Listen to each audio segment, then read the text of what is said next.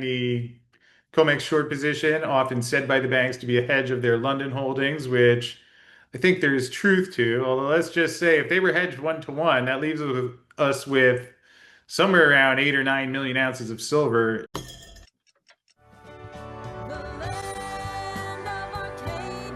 Well, hello there, my friends. Chris Mark is here with you for Arcadia Economics on a beautiful Wednesday, August 6th. And we're going to dig into the latest gold and silver news, update on the short positions in both gold and silver. And hopefully, you are all having a wonderful day out there because as we take a quick look at the pricing, rather quiet day so far in gold and silver land. Gold futures down 60 cents, now 70 cents, now 78 cents. Although I'll behave, but yes, not like the more recent times, and it is interesting how you now a 50 or $60 move in the gold market has become normal, whereas even a couple of years ago, if it was 20 or $30, that was a significant move. So not unexpected that we would see increased volatility given what I might add, even when I talked with Luke Roman a couple of weeks ago, said, is this the wildest year that he's seen in his career? He said he had hair before it started. And anyway, so you have a little bit of a quiet day. So hopefully that is coming as a welcome break. And we do have the silver futures at 37.93. And you take a look here, we did touch over 38 here on this Wednesday. So where does that leave us? I mean, I guess more than anything, that the ups and downs and volatility, I would say, are to be expected. You don't have to expect them, although I think it might make your life a little easier if the next time silver is down $3 or $4 in a couple of days. Just remember that we saw that during the reciprocal tariff announcement. We saw it again last week. We've seen it a handful of other times, which, hey, in the end, do we ever know what the price is going to do the next day? No, yet at least myself, as an active quest over the past couple of years to not let whether silver is up or down 50 cents dictate how I feel that day. Hopefully that's helpful. And the end of it, you're basically at $38 silver, which 2 years ago this time you've been quite excited about. So just in case that dime doesn't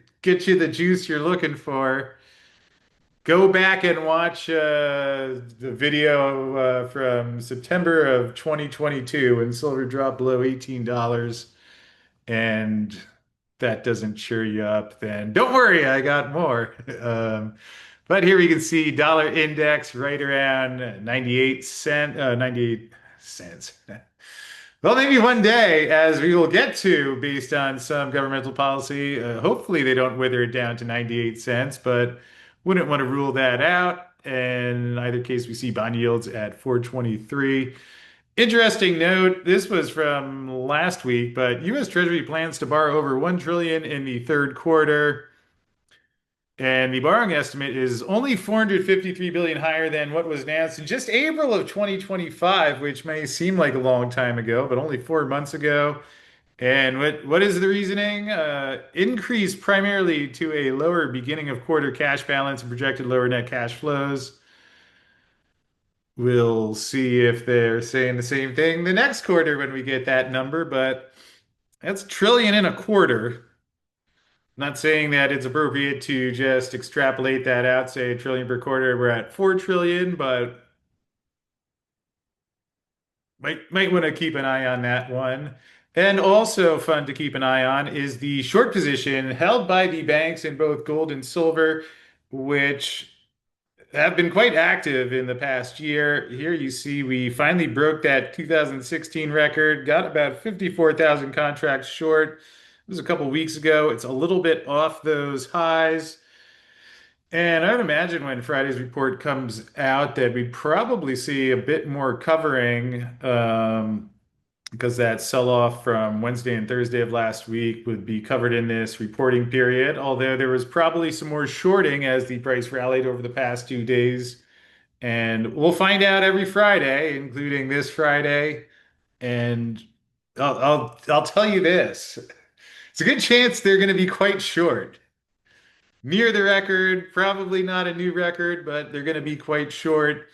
And we've talked plenty about the intricacies of that. Again, the COMEX short position, often said by the banks to be a hedge of their London holdings, which I think there's truth to. Although let's just say if they were hedged 1 to 1, that leaves us with somewhere around 8 or 9 million ounces of silver. If you subtract out from the LBMA holdings what goes into the ETFs and then what would be counted for if this were 1 to 1 hedge.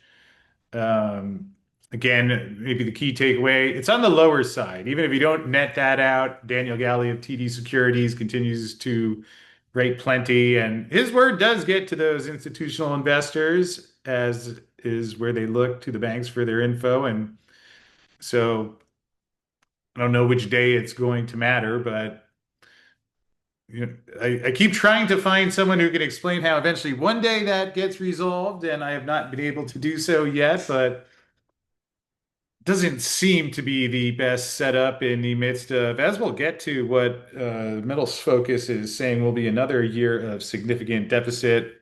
But here, a quick look. Here you see the gold short position, which did set some records in this past year, then came off quite a bit, then is not far off from record territory, still quite short, and obviously, whoops. Obviously, we saw that one already, but will be expected. They're gonna they'll try and unwind that in the midst of everything that's happening, which I might add.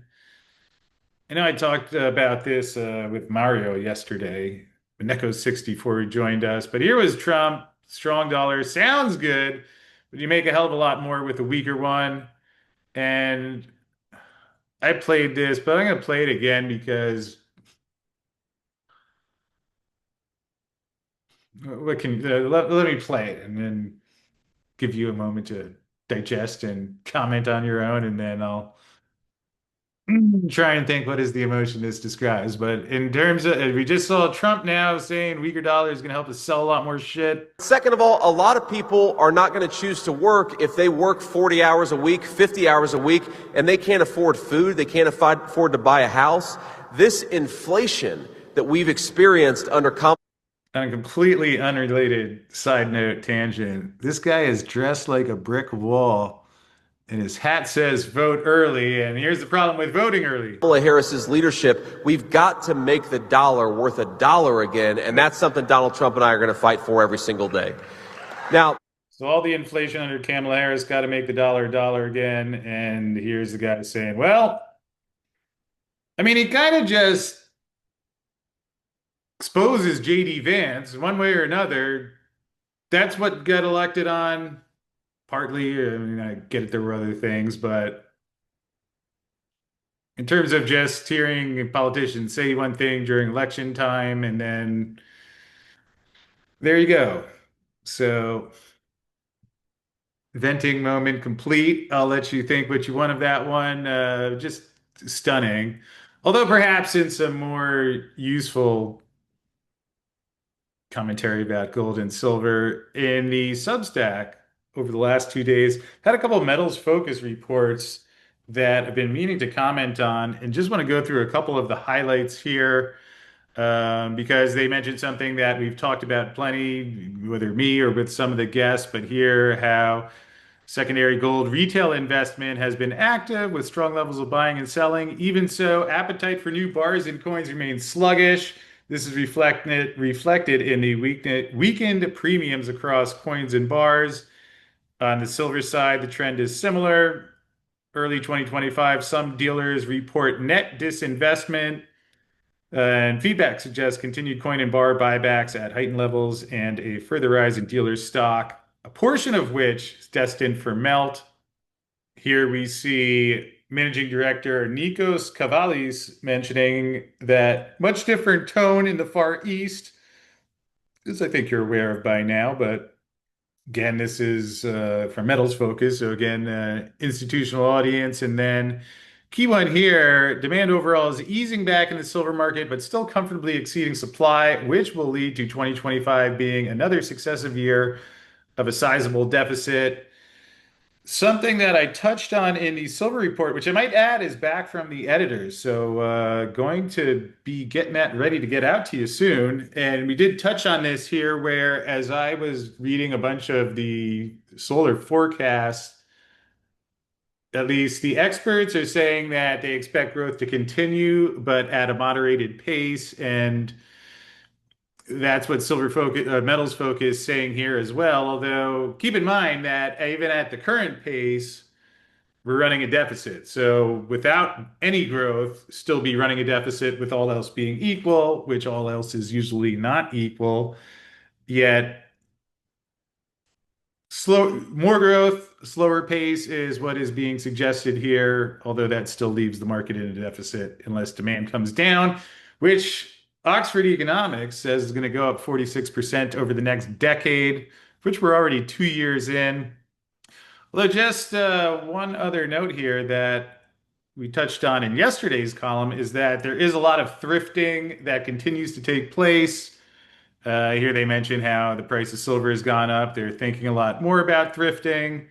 And here, the TopCon panel, which you've heard quite a bit about, the silver loading exceeded 25 milligrams per watt when it was debuted in 2019, and then it's at 9 milligrams per watt. So the newer panels do use more silver, although as they're getting better at making them, the amount of silver is being reduced.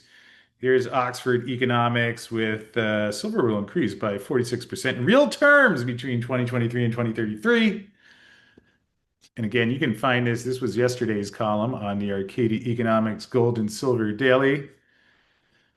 And then looking ahead, these innovations are effectively lessening the photovoltaics industry's reliance on silver, albeit extremely modestly.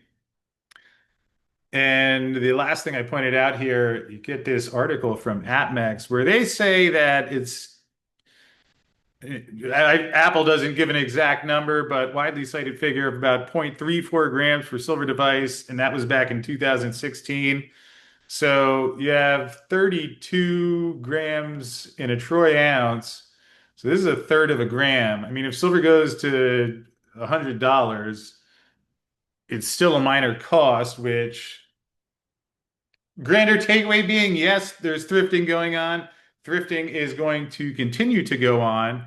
With that said, price increases, and maybe not always as extreme as this, but generally have a bit of a muted impact because it, the amount of silver relative to the cost of product. It's not like there's, 10 pounds of silver in the iPhone. So I wish there was a simple, well, it's going to go in X direction, but even with all the thrifting that's taken place, still running a deficit. And I would suggest the other counterbalancing factors that seems like we're going increasingly electronic. All this AI stuff requires a lot of power, which requires silver. If we're using Samsung solid state batteries, that will require silver. So even despite the thrifting, I think there's going to be plenty of silver demand in the years ahead. And anyway, hopefully that helps put a few of these things in context.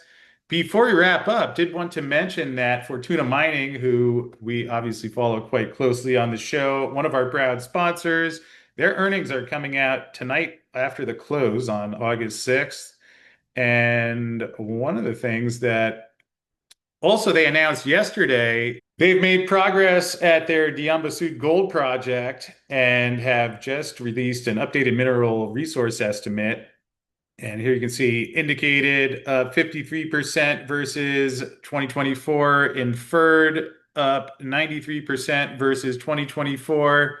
And they have their preliminary economic analysis underway with a completion targeted for the fourth quarter of this year. So that is going to be a big step for the company. Obviously, they've switched the composition of their asset portfolio this year, but in either case, we will be doing our call with Jorge Ganoza, the CEO of Fortuna, next Tuesday at 2 p.m. Eastern. So look forward to going through this news and the results with him. And either case, we'll wrap up for now. But if you want to review what Jorge said after the previous quarter, well, that call is coming your way now.